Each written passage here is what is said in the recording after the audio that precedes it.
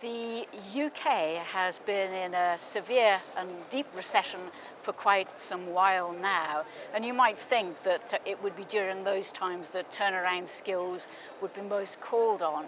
But in fact, a recession, any recession, even though this one's been different from the one in the 1990s, I regard it a bit like a scorpion. It has a sting in the tail, and the sting in the tail is that as we start to move out of recession and into a growth, there comes to be immense pressure on cash because the order book starts filling up, because there haven't been many wage rises and employees and the team want to see some growth in their salary packets, because there perhaps is more competition for orders, and suddenly the finance you thought might be available from the bank isn't available. And most businesses that have trundled along in the recession are just not ready for it. So it's now and going forward that they need to watch out and get appropriate advice and help if they think that they need it. What does a business look like and feel like if they might be in need of turnaround skills? Well, there are some general rules, and obviously it depends on the type of business. The first is, are you or some of your colleagues actually losing sleep at night, or not going to sleep because you're worrying about aspects of the business? Second thing would be, are you using an overdraft? Are you using borrowed funds? Are you using credit cards to pay day-to-day expenses and maybe even the wages? And also a fairly common one is the bank or are your investors phoning you up, demanding quite urgently to see the management accounts, and they're late? Those are the kind of signs that you start worrying about. A good example of a case study quite recently is a business called Able & Co., which really demonstrates the value of turnaround.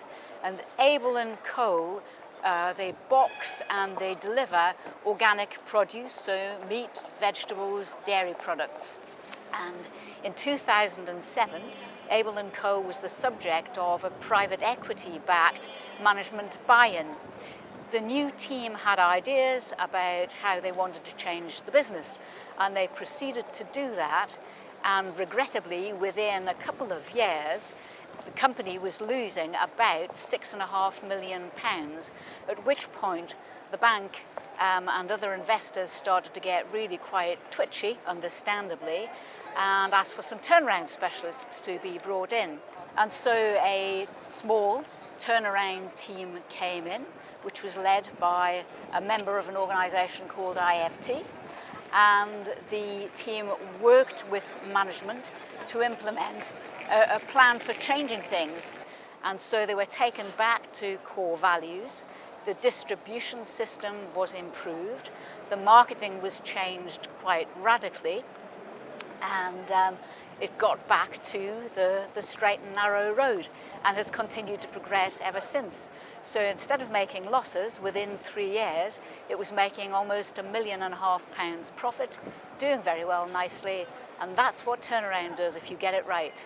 What our institute, the IFT, gives business is a quality assurance, and it's the only one of its type available within Europe.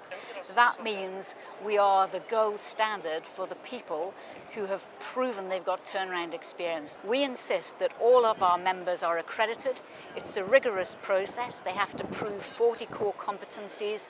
They have in-depth interviews, all sorts of things. So if you like, anybody can approach the IFT and ask for access to our members, and we will help people find an appropriate person with appropriate skills, no matter where they are in the UK and overseas too.